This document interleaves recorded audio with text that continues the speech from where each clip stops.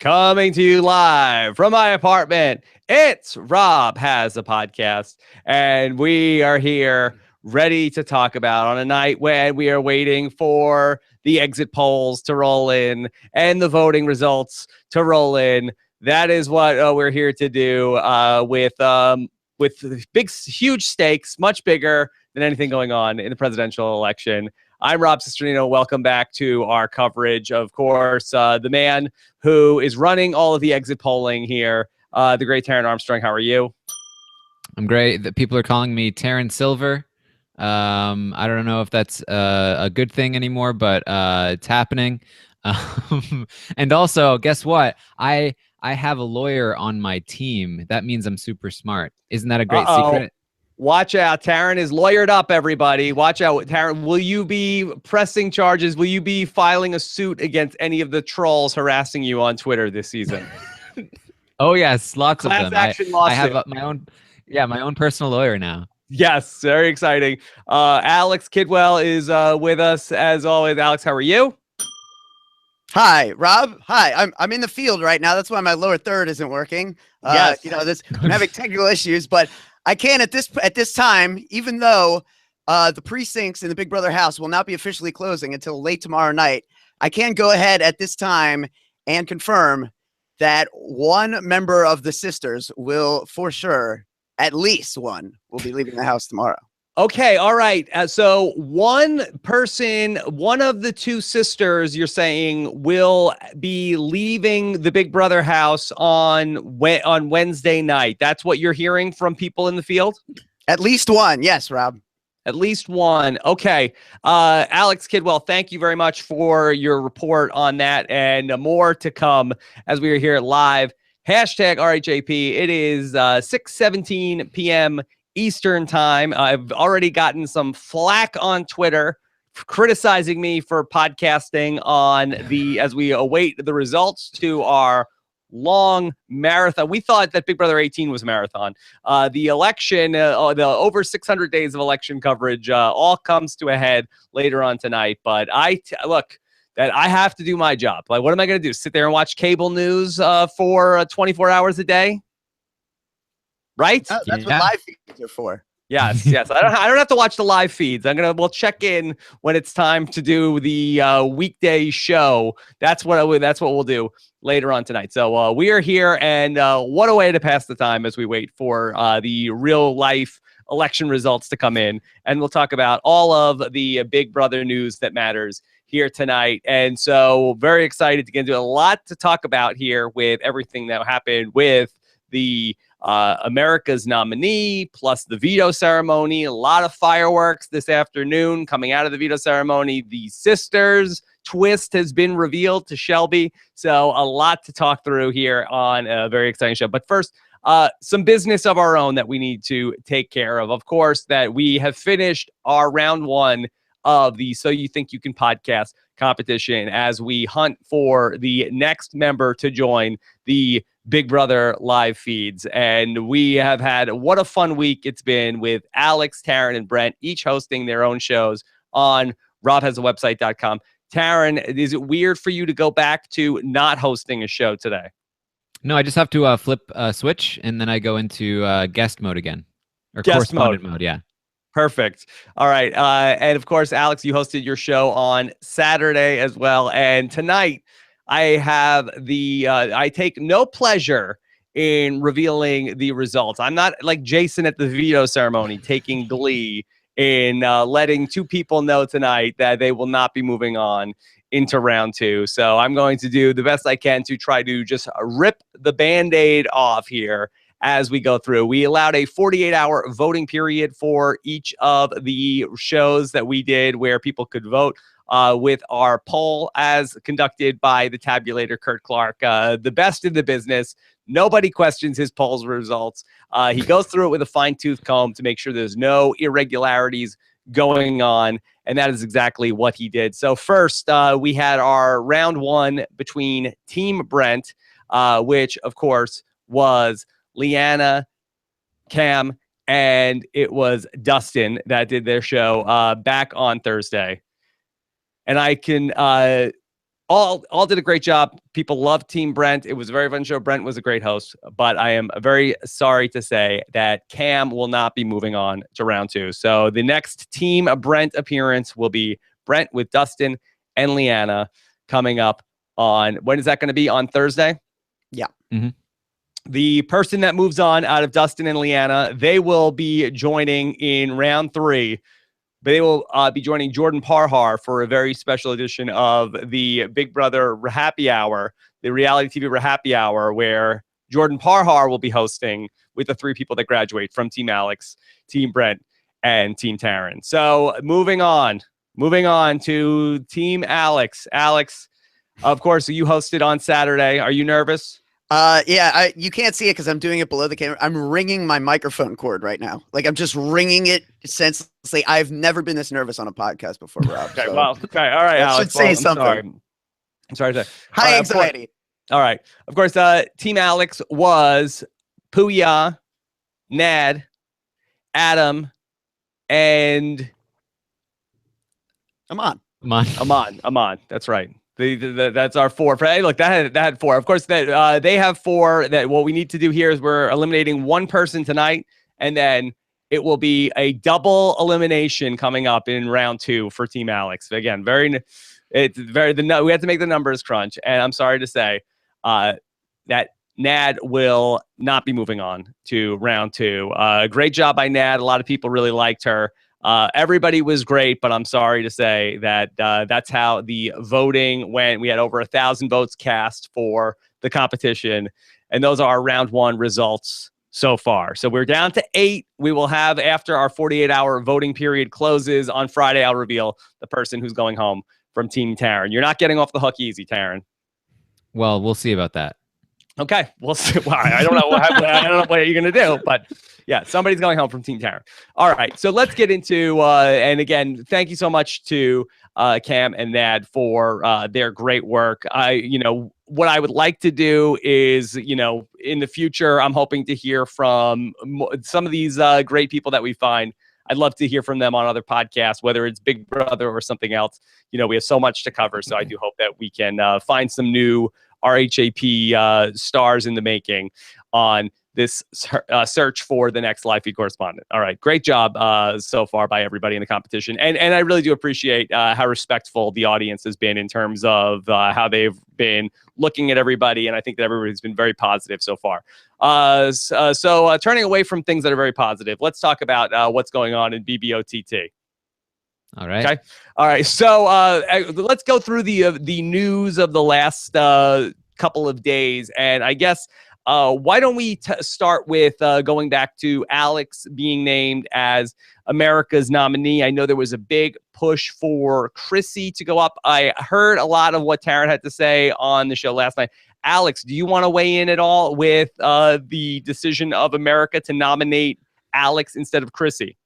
I mean, one option had a lot of potential outcomes and a lot of possibility for variance and excitement, and America said, nah, I'm good.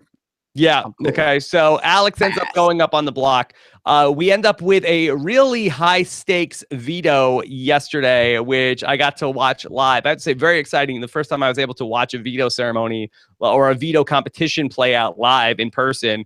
Really exciting. It involved balance, that we were carrying balls across the balance beam, getting them into their slides.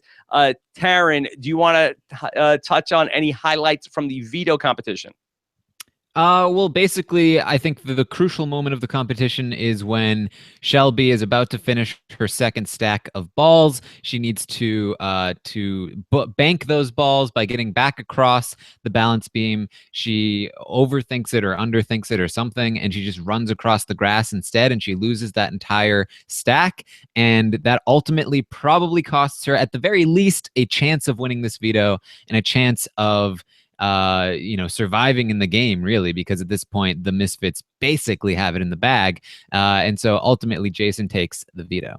Yeah, huge moment, and I didn't necessarily understand that was a rule. She seemed confused at the time, but you have to walk back across the balance beam to be able to bank your sleeve of 10, and then after that, it was just a foregone conclusion that Jason was going to ultimately win the game and win the veto in that spot. So we come out of that. And then it looks bad, but Alex, it seems like there's a bit of a glimmer of hope coming out of some of the late night conversation, correct? Oh yeah, I mean, Jason and Danielle decided they wanted to go ahead and approach the girls and pitch kind of a Final Five deal that really had no weight to it whatsoever. It was all kind of a ruse. This was kind of just a plan that Jason hatched, just I guess for entertainment purposes. There really wasn't any strategic merit to it whatsoever, and ultimately it did just kind of serve in making it that much more painful today when the girls realized that they had kind of been had. Yeah, let's talk through this plan. Taryn, could you outline the details of what Jason and Danielle proposed to the Ball Smashers? I don't know if we should still say it like that if Whitney isn't even in the Ball Smashers anymore.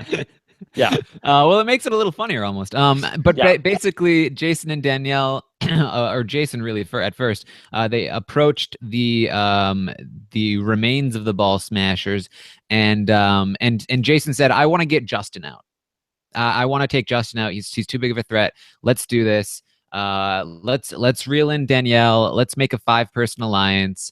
And really just got their hopes up. Alex and Morgan and Shelby were like, "This seems too good to be true, but what else do we have? Like, this is exciting. If this goes through, this will be great." But as Alex mentioned, the entire thing was just to trick them. I think it's for entertainment purposes. Like, thinking back to when Scott did his whole thing with Danielle, his motivation there was like, I know that Danielle is disliked by America, so this will be entertaining for America. I think Jason's thinking along those lines, thinking like, America doesn't like Alex, America doesn't like this alliance. It'll be great TV if I extra blindside them. So I think that's where it's coming from. Well, I mean, looking at it, there's no strategic value to it. The only thing that can possibly come from it is you're going to further irritate people who you already have by the throat. I mean, they're done. Like, if you want Alex out, she's out. It's over. So there's no value to, like, kicking the dead horse or beating the dead horse, so to speak. So, really, yeah, the entertainment value is like the positive spin.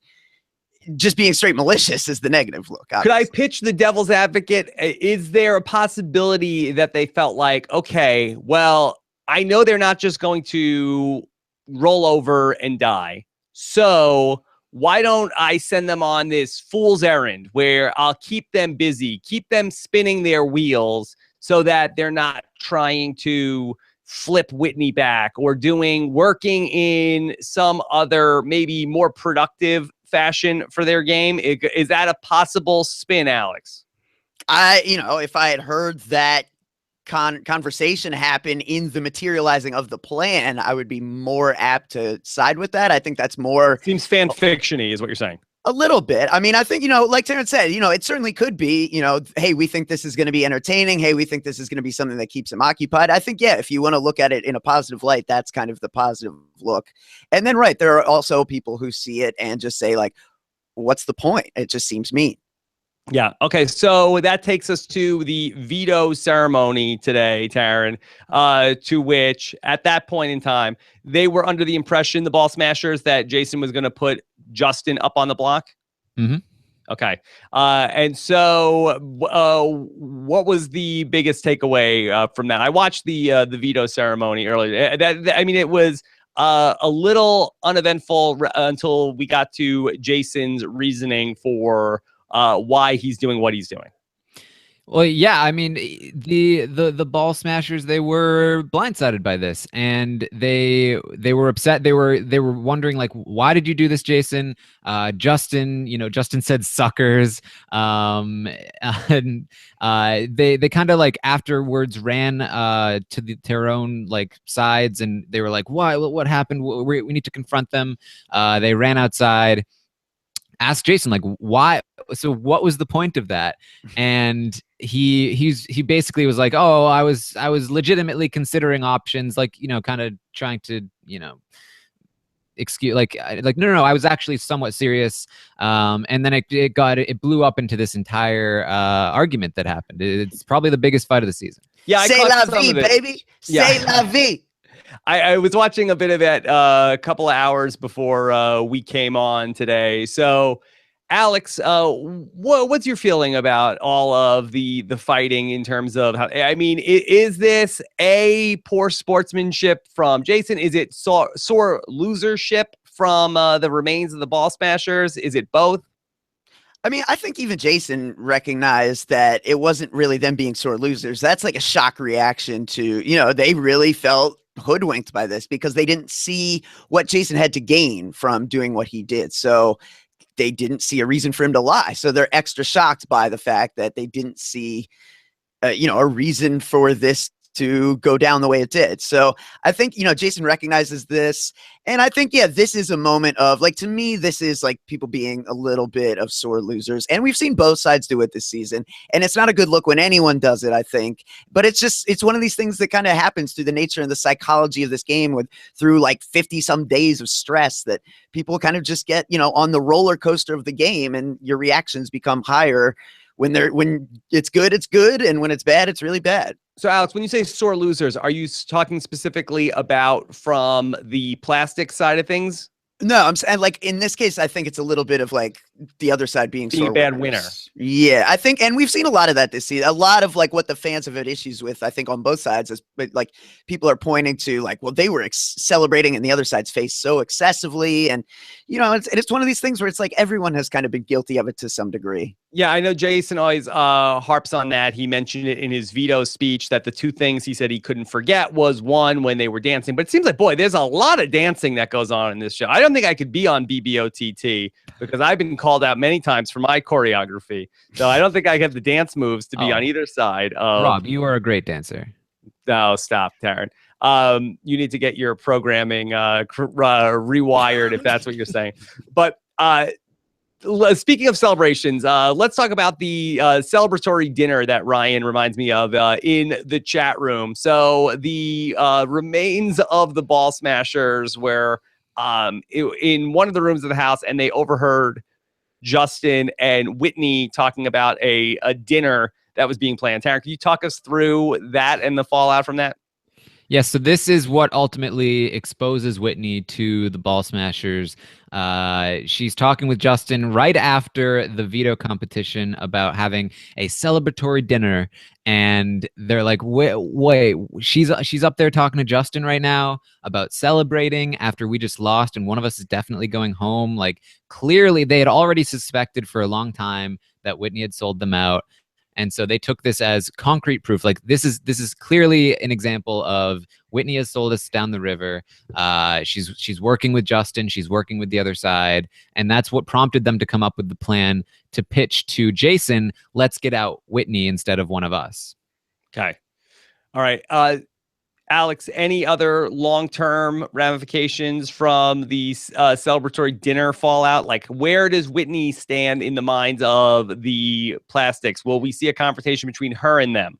Celebratory dinner gate. No, Right. I think what's come from that is, what was going to come from that has kind of come from it, because as Taryn mentioned, you had the situation yesterday where they heard her talking about the dinner and kind of, asked, what are you talking about? What's that about? And she played it off as, well, I mean, celebrating for, Justin's no longer a have-not. And, later they didn't really buy that. Like, Justin's been he stopped being a have-not 3 days ago. That doesn't make any sense. But then today, right after, the renomination ceremony, they kind of asked her again, like, so again, like, what was that about? And she said, oh, it's because Justin's not getting backdoored. And so, like, even within the context of just like the couple times she's been asked, she's contradicted herself. So I think it's pretty well established now. And she, she can't even make eye contact with them because she knows that they know, and that creates this kind of dynamic now where she's like not interacting with them the same way. So it's all pretty out in the open.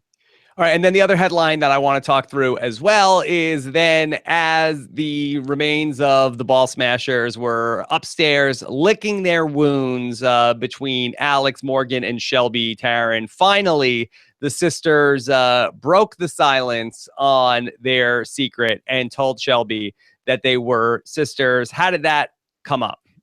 That was only a second secret to come out. Yeah, well, basically, right after the big argument happened, there was a lot of, licking of the wounds, so to speak, and those three, Morgan, Alex, and Shelby, they felt really bonded after that because they feel like we're on the outs, we're screwed, we basically lost the game. Shelby thought, whatever, I'm just gonna tell Alex that I'm a lawyer. And that means I'm actually way smarter than you think I am. I'm not dumb. I'm not dumb. And so Alex immediately was like, "Oh my God, that's great. I've got a secret to tell you two. Just give me a second. I'll tell you at the right time." She waits until Morgan gets out of the diary room. She runs over. She grabs her. They go upstairs, and she goes, "We're sisters." And Shelby freaks out. Yeah. She like tackles them both. It was a funny moment. Yeah, that was a little bit like Shelby like revealed her cards, like, I got a pair of jacks. What do you think? Like, oh, okay, full house. Oh, okay. Oh, all right. Yeah. Oh, yeah. Oh, okay. Yours is a lot better. It's not that cool.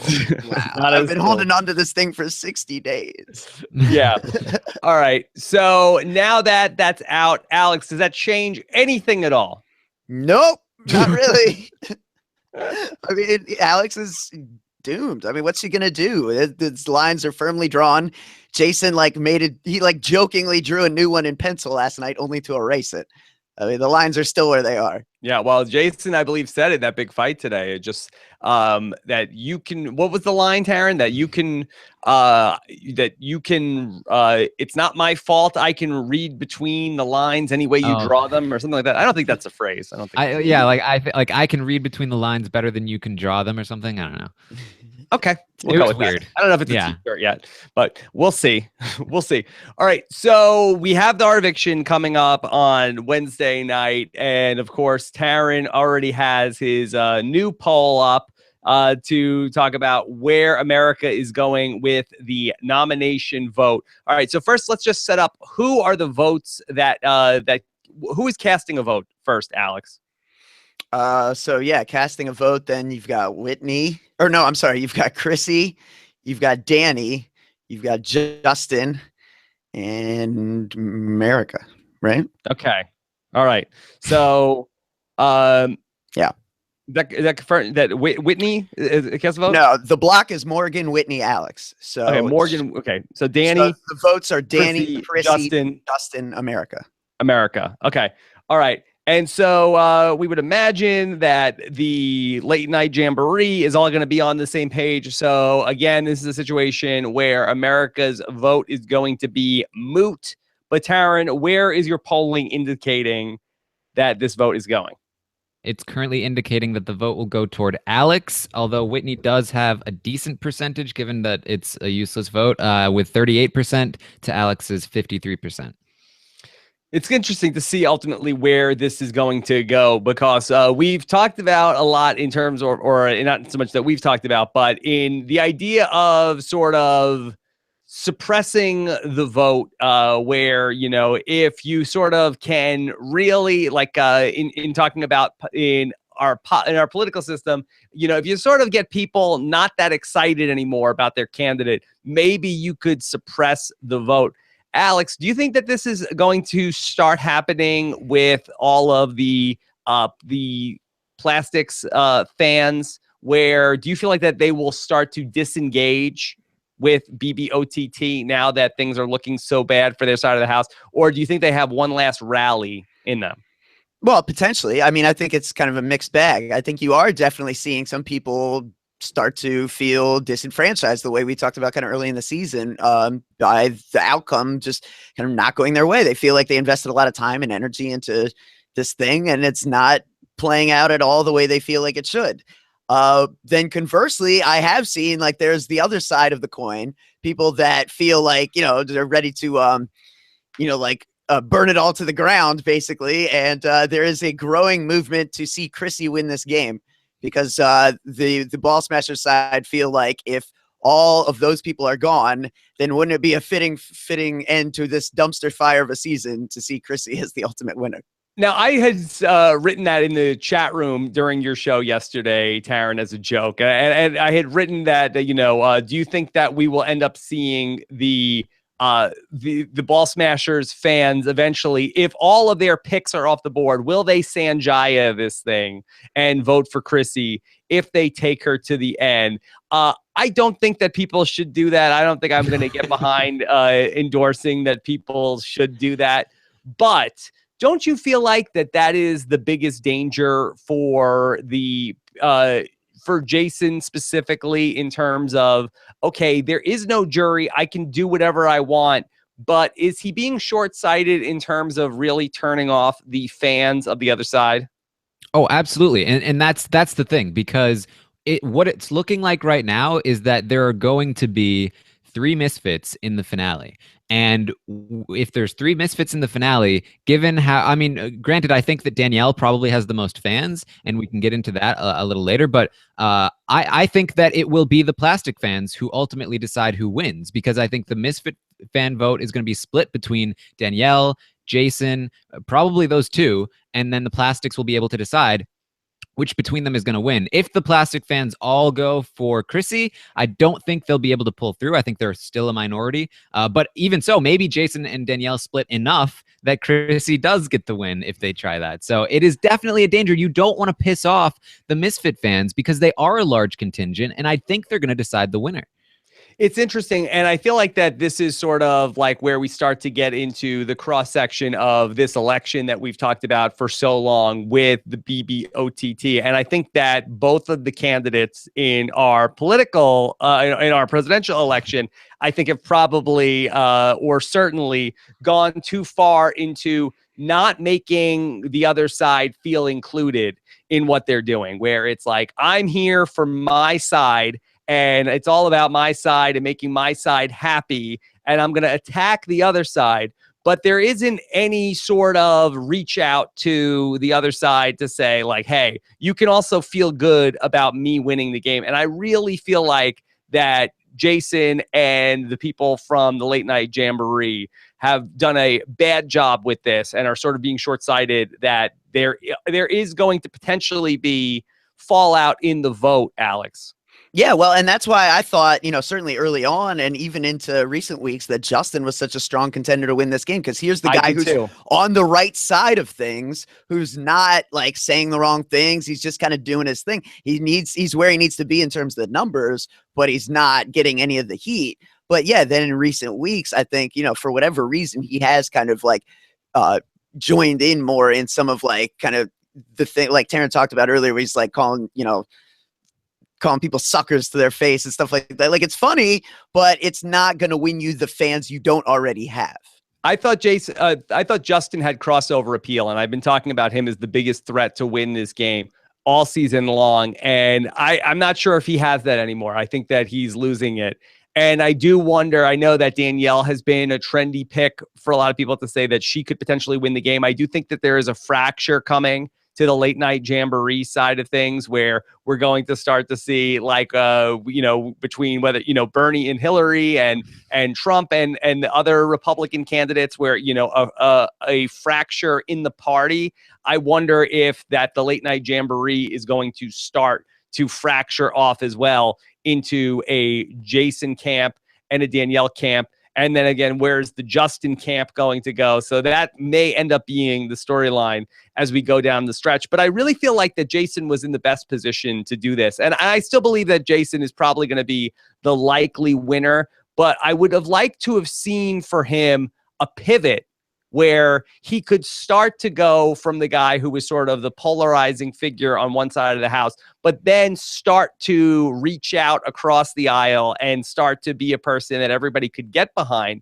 But I have to say, I've been disappointed with his ability to do that. And the thing to me that I saw that I really did not care for that he did was when I watched this veto competition play out, and when he won the veto, and I said, what a great moment this is for Jason, where he goes into this house and then ends up, he won the veto the first week, but he hasn't really been winning a lot of competitions. And then sort of at this crucial moment in the game, he wins the veto and then proceeds to immediately just start yelling, eat a D-I-C-K, eat a D-I-C-K, eat a D-I... What?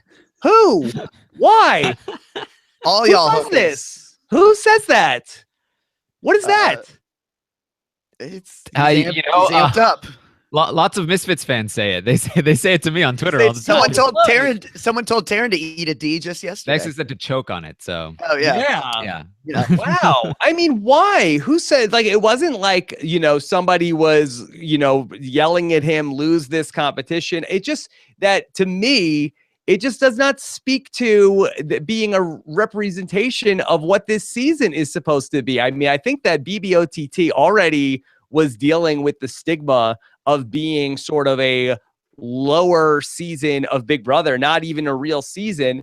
And then here's Jason, who for all intents and purposes is going to probably end up being the face of BBOTT.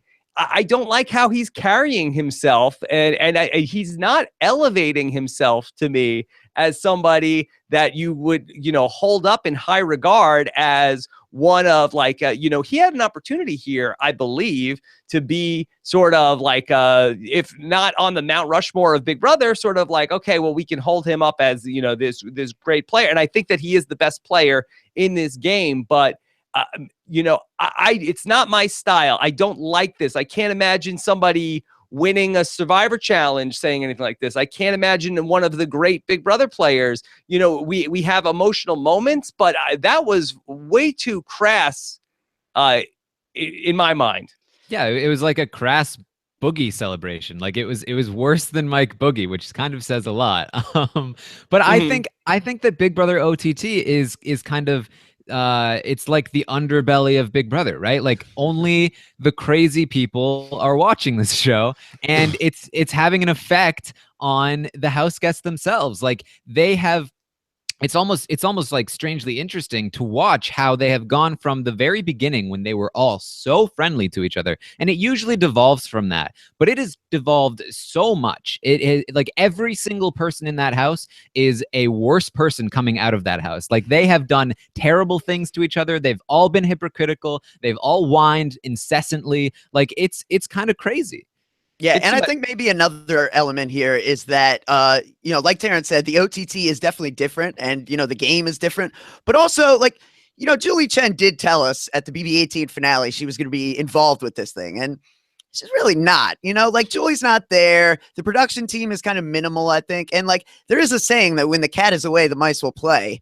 And I do feel like that's kind of what's happening here, where, like, if that was a live competition in front of a live studio audience, Jason's not going to do that because he knows that, like, his family might be in the crowd. You know what I mean? There's no danger of that here. That's interesting. So I like this idea about sort of like this broken windows theory of the Big Brother game. And that, sort of speaks to, I don't know if it's a theory or if it was a paper that was written, but sort of like, in a city where it's sort of like that there's one broken window where like one bad thing is happening. People feel like, oh, okay, it's a free for all. I can do whatever I want because nobody is policing this. I feel the same way about the chat rooms. Also, I see when like, it's like once one person says something crazy and nobody checks it, everybody's like, oh, okay, it's just a free for all for now.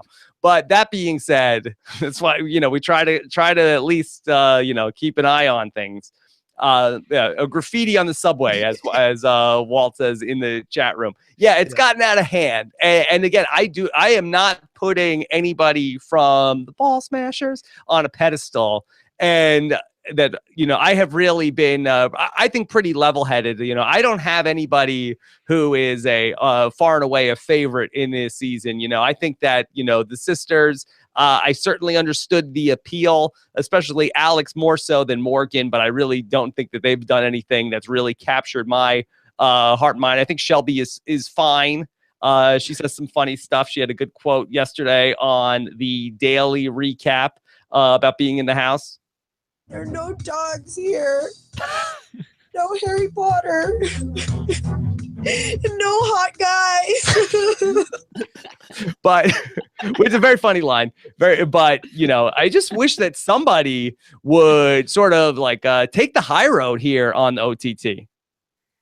Yeah, that would be great because I mean, it would be great for them. I do feel like if there was one person here who, like I thought Justin would be, if one person even just like stops doing anything really and just kind of like starts sleeping, I think they'd be in better shape. Like I think, Chrissy is doing better with anti-fans now simply because Jason and Danielle are like the most recent offenders, so to speak. If she were to start like antagonizing Alex and Morgan and Shelby, then she would lose the people who are currently mad at Jason and Danielle. It's a weird kind of a dynamic. Yeah. Now, again, before I get too much on a soapbox, am I being hypocritical, or am I at least, getting history wrong, Taryn? Is this a part of every season of Big Brother? I mean, going back to, different seasons of the show, there's always a point where people are like, okay, well, this person was, if we go back to, oh, Andy was saying, we could say he's a really good winner of the show. And, he was saying terrible things about Alyssa when she was gone from the house and stuff like that. Is this just a part of every Big Brother season? And we don't really have the TV show 3 times a week to give us sort of the narrative of the edit where we can see a more polished version of the show? I do think it happens on every season, but I do think that this is an amplified version of that. I think it's gone deeper than it usually does. I think probably the most comparable season is season 6 when both sides hated each other so much. And I do think that the sides also has something to do with it because these people haven't even really socialized with each other. So they really just demonize the other side so much. And that doesn't usually happen as much on a regular season without sides, without America votes. So I really do think that this is definitely more than maybe we've ever seen, but definitely in recent years, more than we've ever seen. Okay, so let's, instead of the season commentary, let's get back to the game a little bit. So we're heading into the double eviction coming up. Presumably Alex going home in the first part of the double eviction, leaving us 7 people heading into this, where Jason can't play in the HOH competition and neither can Shelby. So that leaves 5 people competing for HOH. It will be Chrissy, Danny, Justin, Morgan, and Whitney competing for the HOH. And basically, if not for Morgan winning the HOH, it will presumably be Morgan or Shelby going home in the double eviction, Taryn? Yes. Okay. Alex, do you have any faith that Morgan will be able to win this? She needs to. She hasn't really won anything yet, so it's hard to want to bet on her. But if she doesn't, one of those girls are definitely going to go home. And as someone who likes good, entertaining feeds that are spontaneous, I don't necessarily want to see, an HOH competition where as soon as it's over, I kind of know what the outcome of the entire night's going to be. So, yeah. Taryn, I have no feel for Morgan in this game as a player. I certainly had a feel for Alex and who she was as a character. I know almost nothing about Morgan except for the fact that she's Alex's sister. Is there a possibility that she could emerge with her sister being out of the game? Yeah, I mean, I guess, if she manages to survive next week, I do think that she has the capability in her to infiltrate back in with the other side, because I think after the double eviction, the misfits are going to turn on each other 100%. I think whether it's Jason going after either Whitney or Jason or Justin or whatever, like they're going to start to attack each other. And if Morgan is the sole person on the outside, they're going to try and pull her in. She was always somebody that was good at being social and integrating herself with other people. In recent weeks, she got a little caught up with what Alex was doing and got too attached to Alex, and she let her social game go, and that was kind of a fatal flaw for both of them. But with Alex gone and potentially even Shelby gone, I do think that she could reintegrate herself, but I don't think she can win the game. And there have been conversations. I mean, as Taryn's alluding to, you are already starting to see people think along those lines. Chrissy and Justin have talked about how they may, certainly, at least with Whitney, want to take her past Danielle. So those conversations are already beginning to happen to varying degrees. Okay. I think the interesting scenario for tomorrow night might be what happens if Whitney wins HOH in the double eviction in the second part, Alex. Has she talked about that with anybody in the house? Yeah, I think that's really an interesting scenario. To me, that's the one that really is fascinating because logic dictates and the pressure will be on her to put up the two people who have just seemingly betrayed her, the two people who she feels now isolated against in Morgan and Shelby. But that's really not good for Whitney, the individual who wants to win a game for one person as a winner. Yeah. Really, she needs to find a way to kind of like subvert that and maybe take out a Danielle or, I mean, even a Jason, because if she managed to get Jason out somehow, Justin becomes much, much more loyal to her by default. But Taryn, isn't the move for Whitney to throw this HOH, or do you feel like that she starts to need to add to her resume so that people, at least in the end of the game, could start to get behind Yas Queen Whitney? I mean, she needs to throw it. There's no good move for her. She has said that she will put up Morgan and Whitney, Morgan and Shelby if she wins, which would be a really bad move for her. And I think she would get used and then she'd get dumped.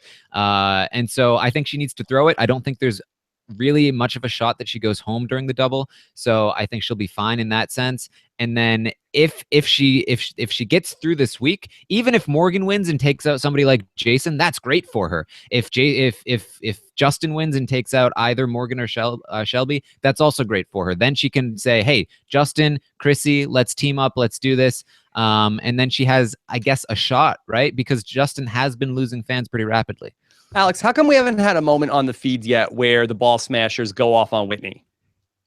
I mean, because you've really just had these kind of moments where they've gone off about her after they've had these conversations with her. I mean, they're less inclined to get mad at Whitney and more inclined to either talk about how they feel betrayed by her or then go out and, Jason ended up catching the brunt of it because Jason and Danielle were pitching the idea of being in on the plan to, go after Whitney. So Whitney, by just kind of staying quiet, has allowed everyone else to fight, basically. But have they had the confrontation with her? Like, what are you doing? Why did you screw us over?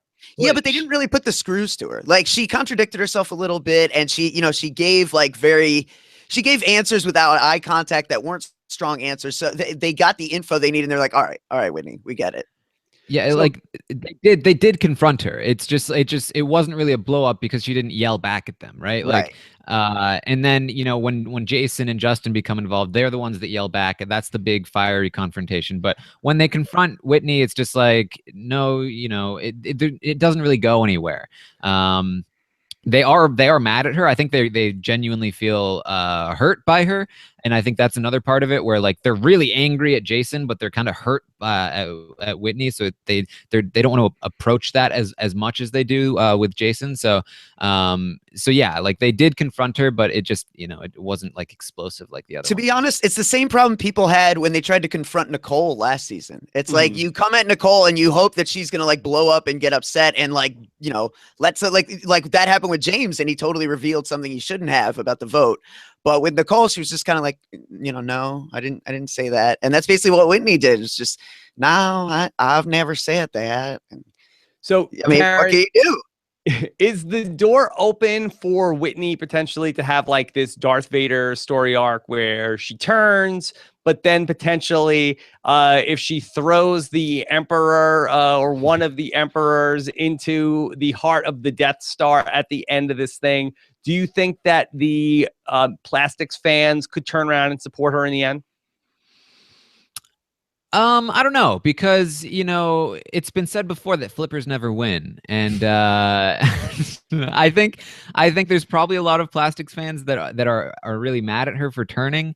And I don't know, like, who are they more mad at? Maybe they're more mad at Jason and Danielle right now because of their whole shenanigans with pretending to be on their side. So maybe she does have a shot at that. I definitely could see a situation where she takes out maybe she takes out Danielle at the last second, and everyone thinks that Danielle is going to win, but Whitney does it instead, and she goes to the end with, maybe it's Chrissy and Morgan, maybe it's Chrissy and even Justin, and I think she could have a shot if she has the backing of the Plastics fans.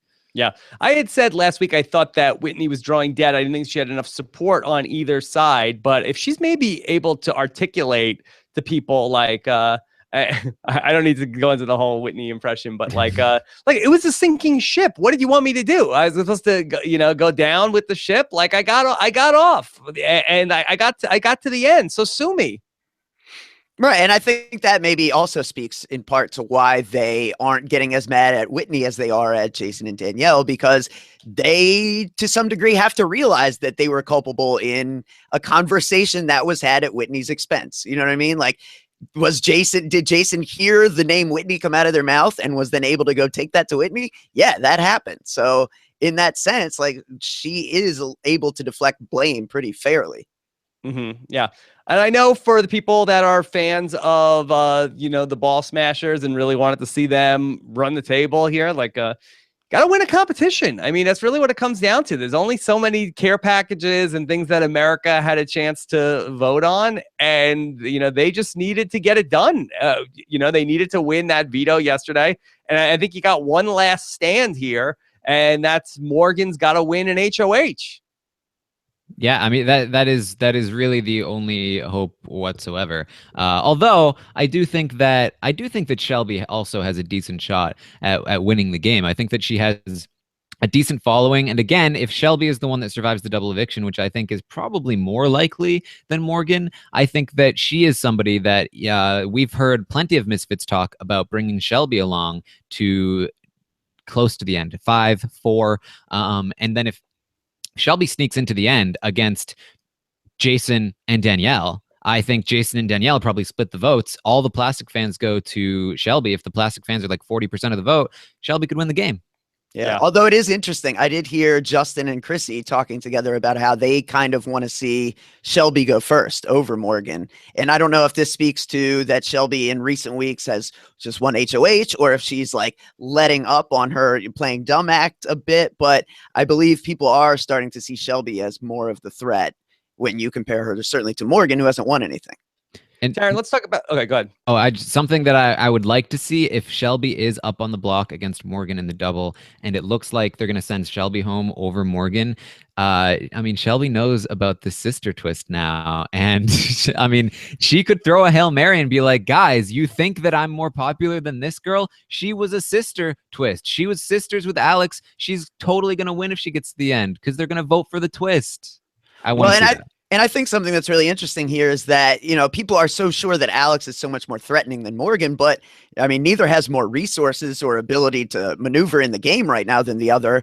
The only difference that I see really is that Morgan still has a care package that she can win. So that's a conversation no one's having in the house that I feel like should certainly be something you're thinking about with only 2 care packages left to come. Great. Let's talk care package, because that is what we have going into Wednesday night. By all indications, we've seen that Jason seems like that he believes Alex is the biggest threat on their side of the house. He mentioned it in his veto speech. Seems like that the votes are going to be going against Alex.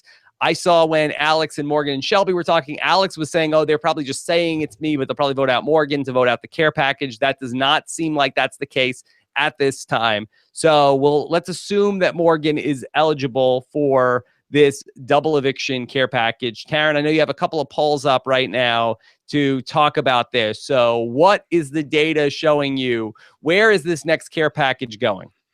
All right, so basically I put up 2 polls because we don't know what's going to happen with the HOH, but we can generalize. And I said, can you just speak to that the voting period on this, the very specific voting period on this one? All right, tight window. Yes. So as soon as the nominations are made, I believe it's at what? The voting starts at midnight Eastern? It's either 11 or midnight Eastern. I think it's 9 house time to 10 house time. So yeah, that's right. Midnight to 1 Eastern. Midnight to 1 Eastern. And so yeah, it'll be an hour to vote for this care package. So you will only have a short amount of time to decide. And that's why I had to get the 2 different polls to get as much information as possible before this happens. But basically, if one of the Misfits or Whitney wins HOH, I said, who are you going to give the veto to? Okay, and there's only 4 possibilities here: Justin, Danielle, Morgan, and Whitney. Yep. Taryn, what is your poll showing? The poll is currently showing with 42% of the vote that Morgan will get this care package. She will get the veto. Okay. Interesting. And Danielle is behind with 31%. Okay. So this is interesting because it probably sends Shelby home if this is true. It's really just immunity for Morgan at that point. Yes. And then it would force the HOH to put another nominee up on the block. Also, potentially a little bit of the pecking order revealed, right? Or do you think that people would just brush it off as, it's just a pawn? Well, it certainly could be pecking order. I mean, like, especially for somebody like Whitney. Like, I think, if Justin wins, is he going to put Whitney up as a pawn? I don't know. He's probably going to put Danielle up as a pawn. And then maybe Whitney then decides, this is my time to make a move. Maybe we need to get Danielle out. Maybe that improves my spot in the Misfits. I think there is some potential for some trickery going on, especially with the veto, if the veto does go to Morgan, because that will force one of the Misfits to go up. Could be Danielle, could be Jason. And if Jason or Danielle are sitting on that block, you have to think that Whitney, who has been told by Justin that his side doesn't trust her and doesn't want her to get toward the end, you have to think that she's going to be thinking, wow, this is such a great opportunity to take a shot right now. It could happen. And also, just important point to note, I don't know if we've actually touched on this, but, because this care package is a veto, there is no actual veto competition proper during this double eviction. We're just jumping from HOH ceremony to care package, or to another eviction, and then ultimately another HOH competition. Okay.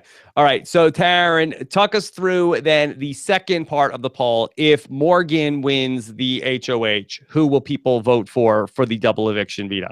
Yes, and this one was interesting to me because basically if Morgan wins the HOH, one of the Misfits are going home. And so this is essentially, who do you care the most about? Who do you want to save? And Jason can't get it, so he can't get those results. But to me, I figured it's probably between Justin and Danielle here. Who has more fans, essentially?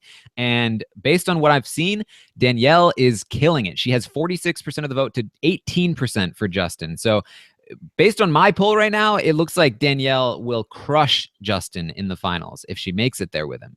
So yes, Danielle should be looking like she will get the veto. She will be saved if Morgan does get this HOH. Can we just talk through what that vote would look like potentially? So Morgan wins the HOH, okay, Taryn, and then she would put up what, Jason and Justin on the block?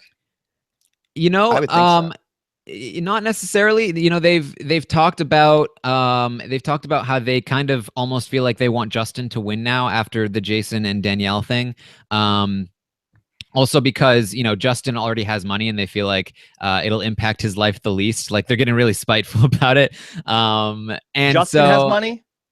Yeah, they're saying like, Justin's loaded, so who cares? It doesn't matter if he wins. Alex, Whereas is that like true? I don't know. I mean, he's got that restaurant.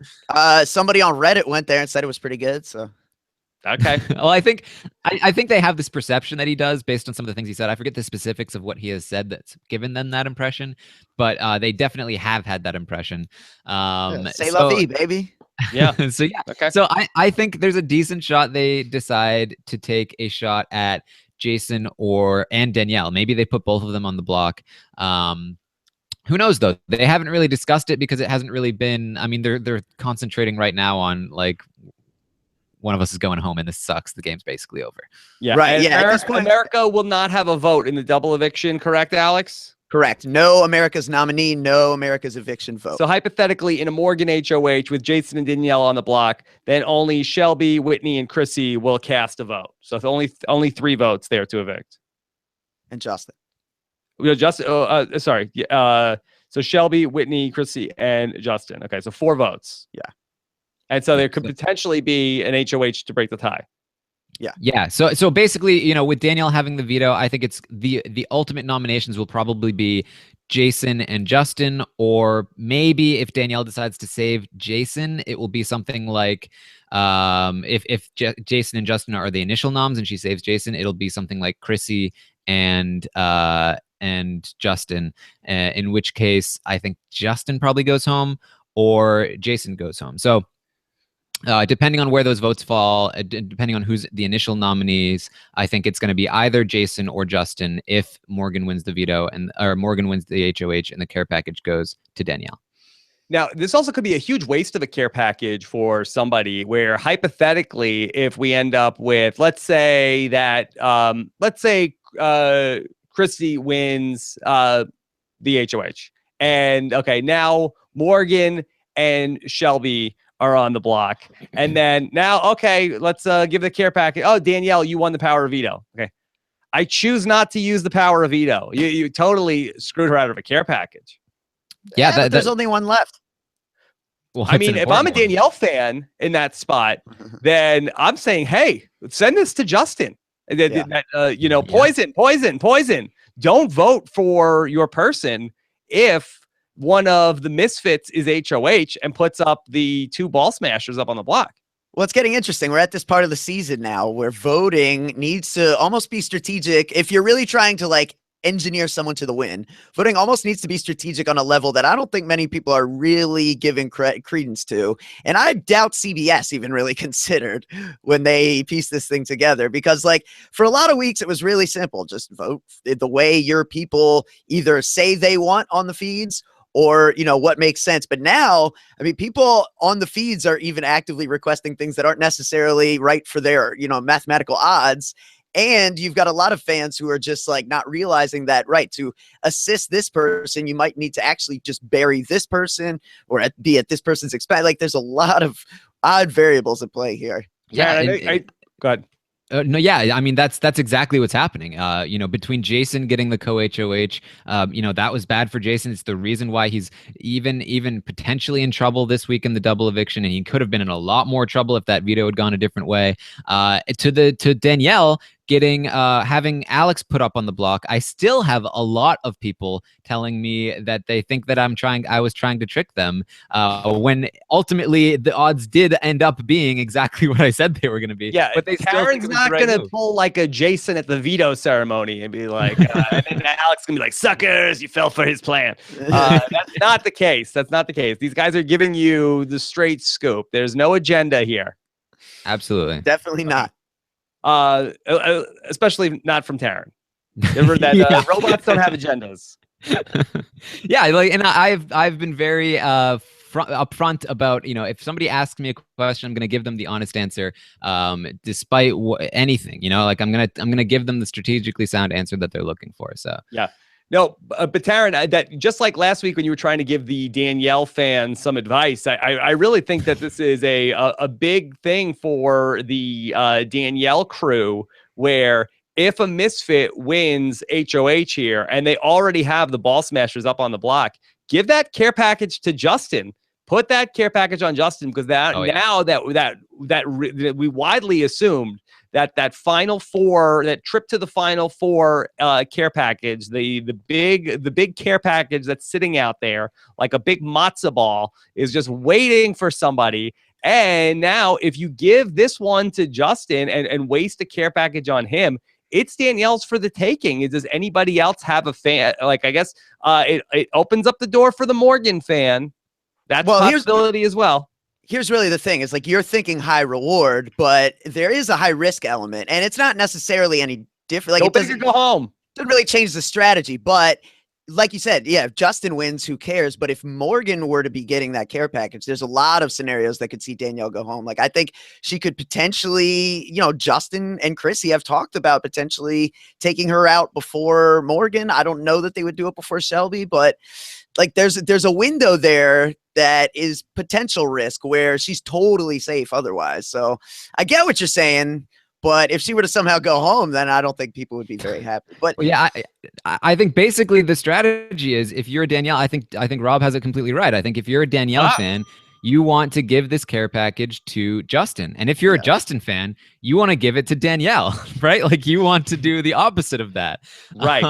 Right. So, and since worst case scenario is Morgan, then that speaks well to, like, you don't have to worry about that too much, because it does look like I don't think she's got a great shot of winning it certainly if she's head of household. Well, you know what it's going to come down to next week? The kingmaker is going to be the Jason fan in that vote. Does the Jason fan want to see Justin or Danielle get to the final four? Probably Justin. I think they have to be really scared of the Danielle fans right now because Danielle seems like she is really surging in popularity, and I think Jason Khaleesi is coming. Yeah, I think Jason isn't as aware of the danger that Danielle presents in the end as he is of Justin. I think that Danielle presents a much greater danger than Justin does. So the Jason fans definitely want to support, Justin staying in over Danielle. Like this is where the fan things, start to get interesting. Yeah, and it would be a big blow for Jason, who's had a tough road to hoe this season. Of course Morgan gets picked to play in veto because nothing ever goes my way in this game. Nothing has gone Jason's way the whole game, Alex. Nope. To be fair. Because nothing ever goes my way in this game. Yeah. No. Yep. Look, All a bunch of salty hookers. Jason has been dealt a rough hand from CBS from the get-go this season. So yeah.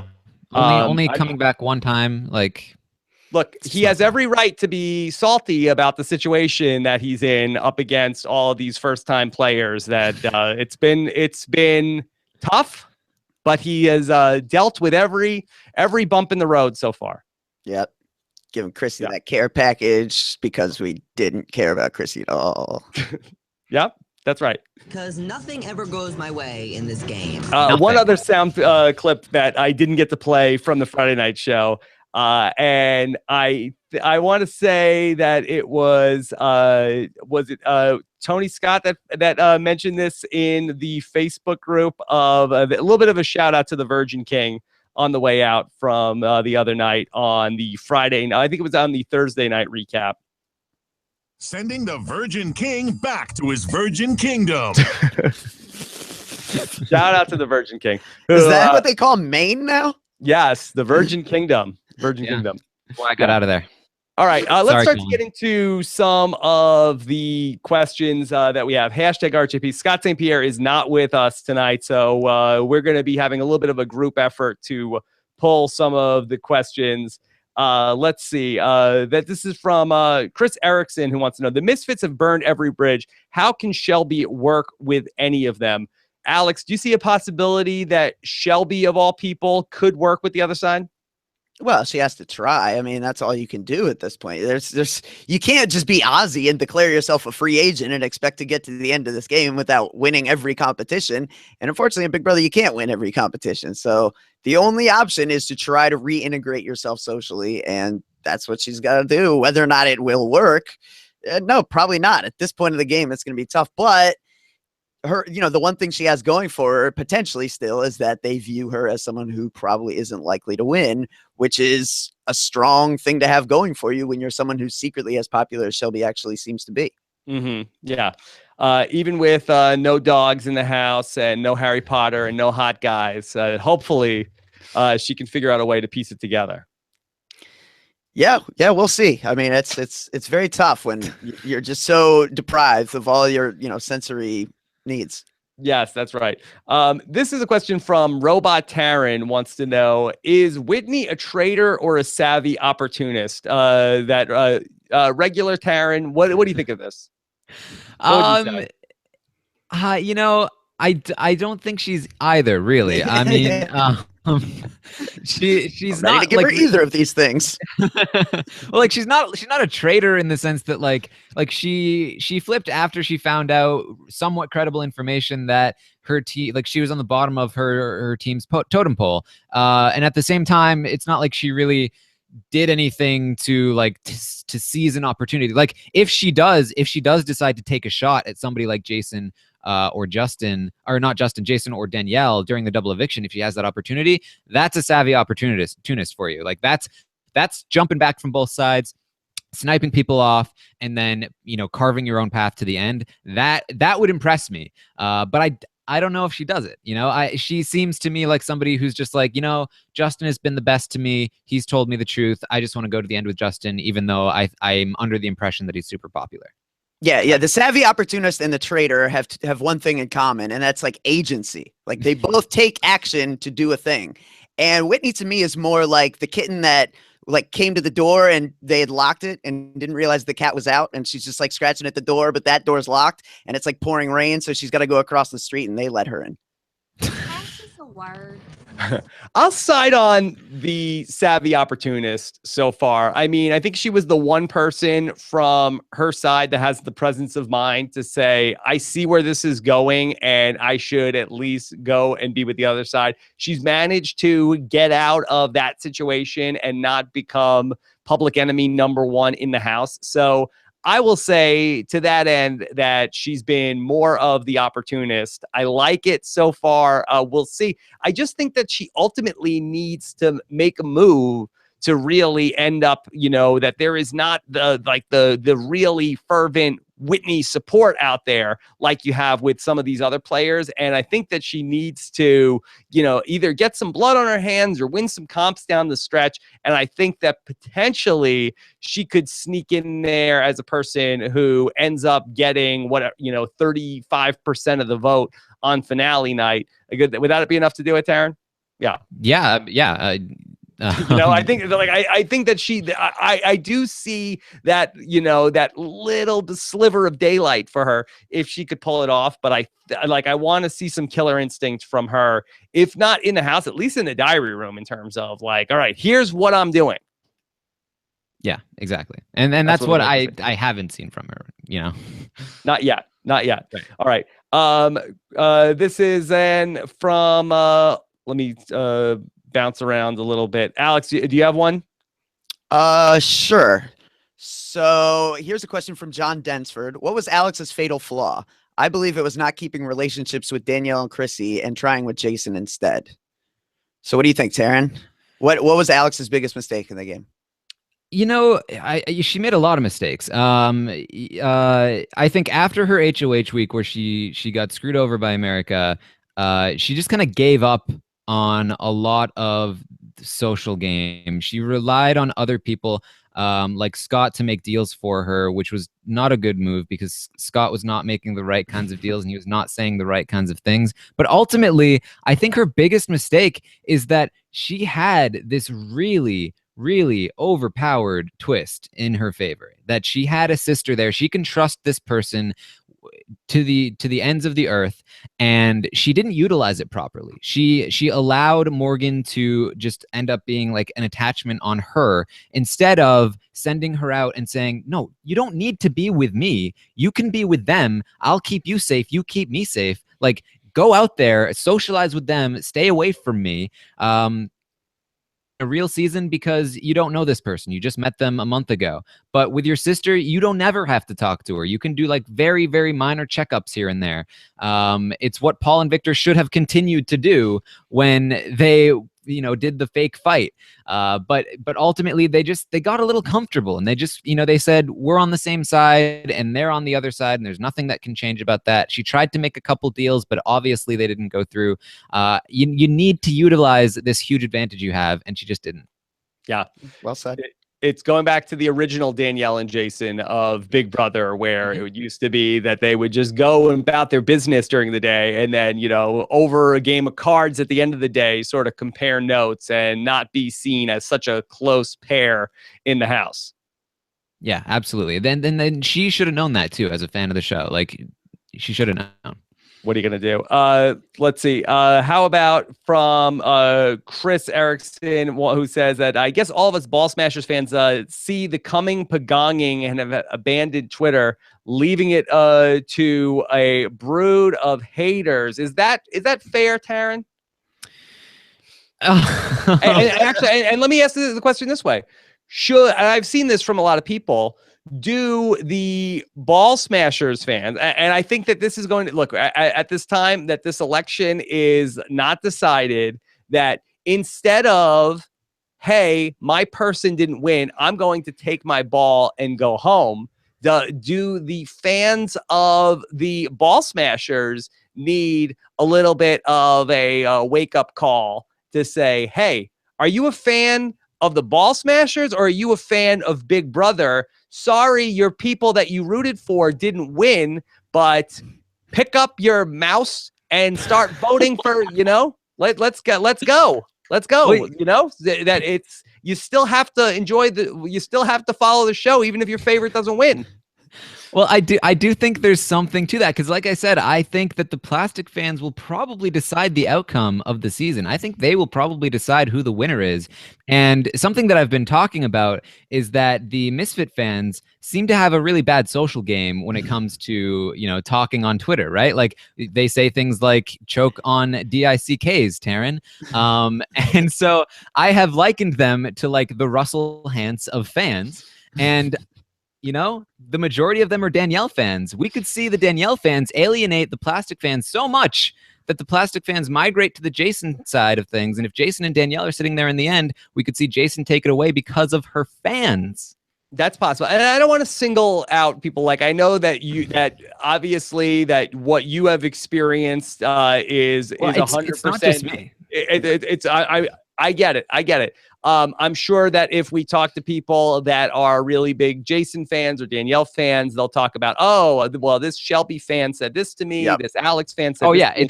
So it's on both sides. It's on both sides. So I don't want to single out. I looked at our YouTube video from Friday, Rob, and I had a criticism of me being like overly just hypercritical of the Misfits. And then another criticism where like Alex needs to stop being such a white knight and like defending all these Misfits point of view that he clearly doesn't believe it. So like, hey, you can't win. You're right where you're supposed to be. Yeah. Right. Yeah. And everybody is mad. Yeah. Right. But I'm not speculating here. Like I have seen a lot of this sentiment expressed, especially toward Danielle. Like that's where it seems to be directed to. I'm not just like pulling it out of nowhere. I think that a lot of people are very annoyed with the timbre of criticism that they receive from Danielle fans specifically. Certainly everyone, but it's definitely there's a section of people that are particularly vocal, and it seems to be coming from one particular place. And you're gonna see them all vote for Chrissy. Team Watch the World Burn. We can't speak to the people in the house, but I think if I was an active Jason fan, Justin fan, Danielle fan on social media, Whitney fan, if they're out there, and I was in this position of really having a vested interest in the outcome of this season, I think I might try to reach out to the Misfits fans and say, you know what? Okay, I know Shelby is gone, Morgan is gone, Alex is gone.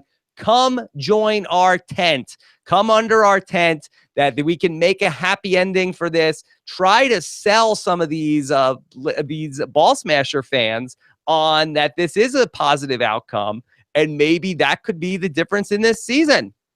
Bipartisanship. I like it. Time to start jury management. Time to reach across the aisle. It's that power, Rob. It's a powerful tool indeed. And now we heal. We have to heal as a Big Brother audience. Yeah, until next season when we can rip it all apart again. And have you guys heard any of these rumors that there could be another BBOTT before we get to Big Brother proper, Alex? Is this just smoke or is there some fire here? I don't know if there's any fire, Rob. We talked about it a little bit on the happy hour, but as far as we know, it's just speculation. Crazy, intense, ominous speculation. Ominous speculation. Taryn, do you buy into any of this? No, I don't buy into any of this. Do you feel like, well, let me ask you this. Do you feel like that BBOTT has been a success for CBS and CBS All Access? It's really difficult to know. I broke a 10 to make this thing. Come on, of course it was right. No. Like in terms of like how much they spent on it, I'm sure they're still making money. But they could make money airing a puppy panel. I don't know, like like do anything in there. Yeah. But I as far as their numbers, we have no idea. They have no ratings. If anything, we would have an idea of how many people are listening to this podcast in comparison to the real season of Big Brother. But yeah, we have no real indication of how well this version is doing, other than the fact that I've seen a lot of people say they're not really happy with it and that they've stopped watching or that they're not watching. I would say, if I had to guess, I think it's probably been very successful. And I think that a lot of people have been interested. I know coming into BBOTT that people that we were talking with, I know both of you guys were like, I don't know, we'll cover it. I don't know how it's going to be. Brent was like, I don't even know if I want to watch it. He loves it. I think there's been a lot of people super invested. I mean, look how much some people care on Twitter about having a vested interest in people winning this made-up season of Big Brother that wasn't even a thing 3 or 4 months ago. And people are like, my favorite needs to win. If you don't like my favorite, I hate you. Saying terrible things on Twitter. Like, people are super invested into this. And I can definitely see from a business perspective, like, hey, why don't we do another one of these? I mean, what is it like? We're definitely, making money on this thing. And it's probably, if I had to guess, the most popular thing on CBS All Access. I don't know if there's anything else that's on CBS All Access, with all due respect to the great CBS All Access. Just when you thought being a CBS All Access subscriber couldn't get any better. Yeah, and here comes Big Brother All Access. I know that Star Trek is the other big show that is going to be coming to All Access, but I don't believe that's coming until, May? So I think that maybe this could be another All Access season, could bridge the gap between that and when you get to Star Trek and then regular Big Brother. You're sleeping on reruns of American Gothic, Rob. Yeah, there's also a Good Wife spinoff. I know Scott St. Pierre is very excited about that, but I'm not sure necessarily if that's going to go ahead and, get a lot of people subscribed to the All Access just for that. So I don't know. I think it makes a lot of sense. I know that in our world, we probably have poo-pooed it, but but what about Big Brother Canada? But I don't think that CBS gives a what about Big Brother Canada. I think they should, though. They that should doesn't help them. They assimilate. No, I mean, like, Absorb. genuinely, I think that a lot of the people who watch Big Brother OTT are people that also watch Big Brother Canada, and I think that most people would choose Big Brother Canada over Big Brother or BBOTT. Yeah.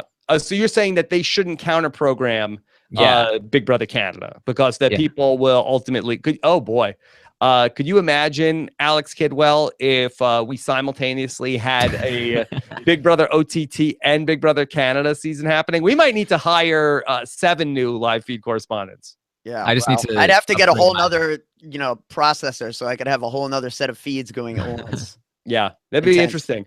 Boy, so a lot to talk about as we go through it. But I do think that I would say, if I had to guess, it would be a success of BBOTT. Yep, I would agree. It'd be interesting. It'd be interesting to see. All right, Taryn, were there any questions that you that caught your eye?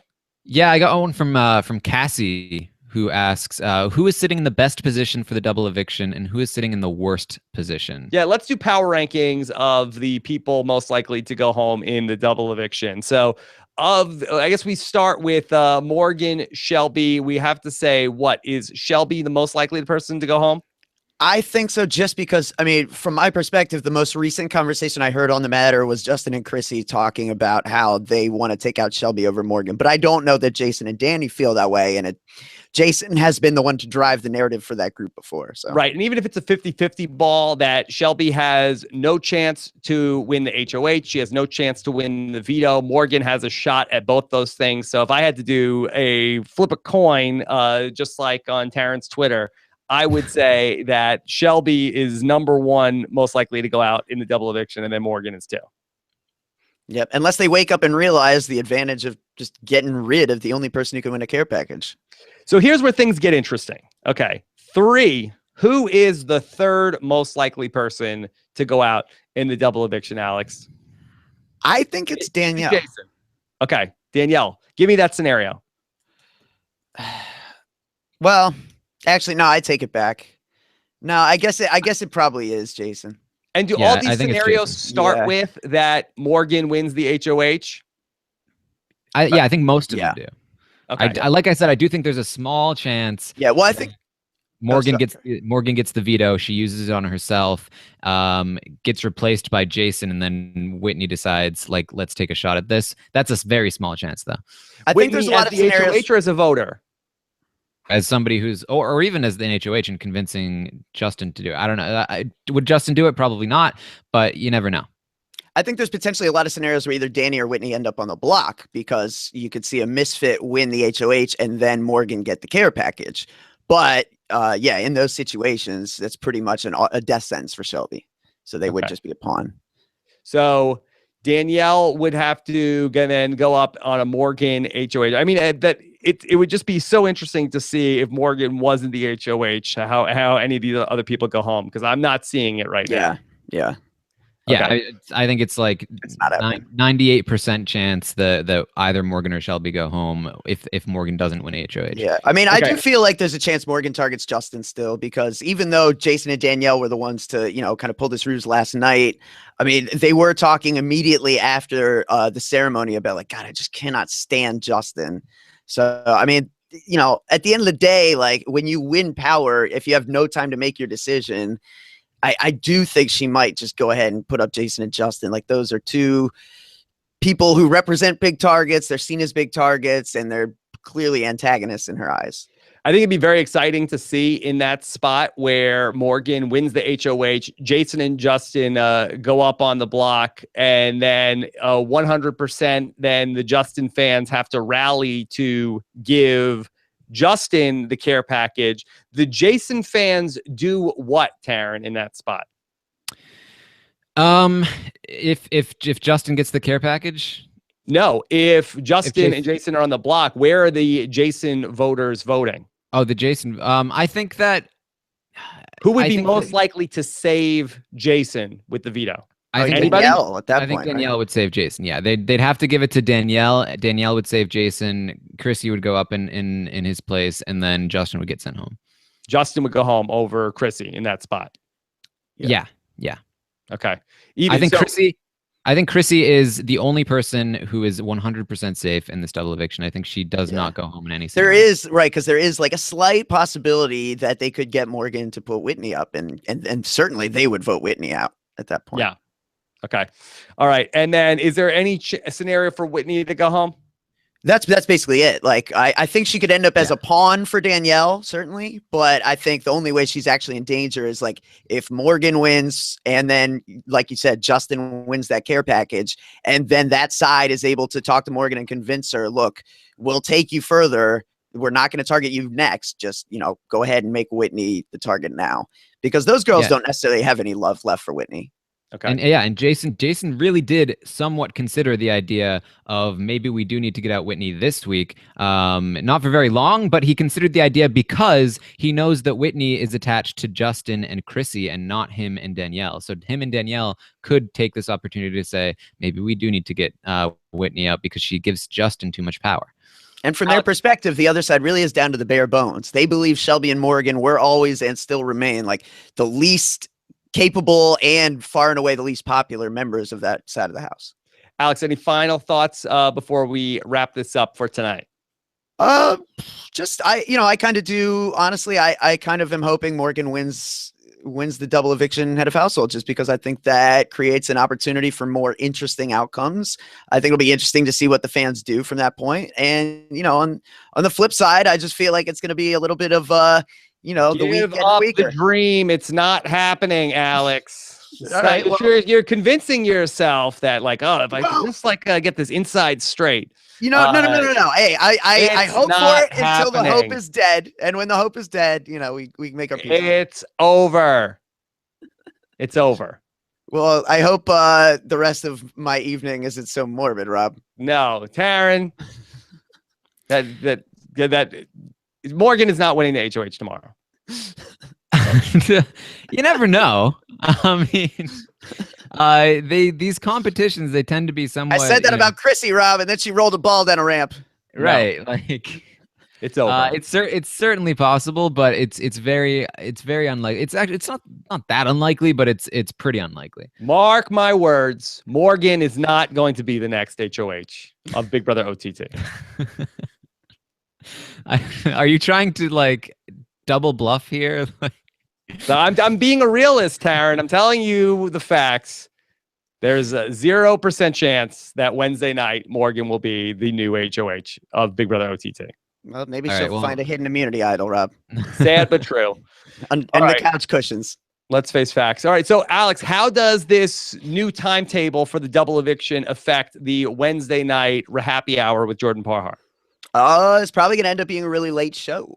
I think How we're late? going to end up recording, I don't know, it might be as late as like 1 a.m, because we certainly want to have all the information. It'll probably even be later than that, to be honest, because voting won't end until 1, at which point, like like, what's the point of doing a podcast that's going to be outdated in 15 minutes? You know what I mean? Like, we might as well just stay up and record when this stuff ends. Well, you guys do what you want, whatever you think is best. The good news about right now that we are pretty much live with daily content here in the BBOTT because of the So You Think You Can podcast competition. So at some point, Alex and Brent and Jordan will record a podcast on Wednesday, and then Team Brent will be back in action on Thursday.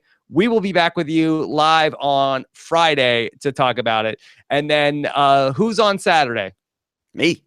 So Team Alex is back in action with the final 3 from Team Alex, and then Happy Hour is back at it on Sunday. And then Taryn, are you back on Monday? Yep. Boom. Back with my my awesome team, best people of the whole yes. competition. Yeah. The 12 days of OTT. And then we'll be back again 1 week from today on the 15th to talk about as we get down to the final 6 of Big Brother Over the Top. All right. Do we have a hashtag tonight? It's over. It's over. It's over. Yes, it's over. It's over, Morgan. That's the hashtag. And so look, I'm just trying to be real about this. Yeah. Well, you you certainly you dropped a big dose of real on this podcast. Look, there's a Band-Aid. I'm gonna rip it off. We're not gonna we're not gonna drag this out. You know, you want the guillotine. I want my down, clean cut. cut. Sugar coatings, Rob. No, I'm sorry. The first thing that comes to my mind when I think the first thing that comes to my mind when I think of you, Rob, is that Rob Sesternino keeps it real. Keeps it real, just being completely blunt about everything. Keeps it 100. Look, that's what we got. People come here for the facts. Yeah. Okay. I can give the percentage if you want. Give us the percentage. Yeah, among other things. Yeah. Right. Right.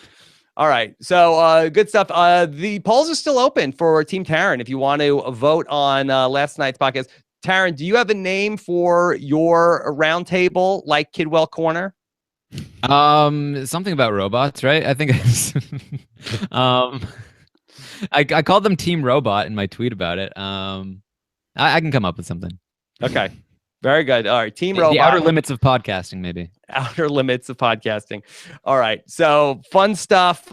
Be sure to check out, follow Twitter, and I'm sure it will be a lively night as per usual with everything going on. Of course, Alex is on Twitter. He is at Alex Kidwell. Taryn is at Armstrong Taryn.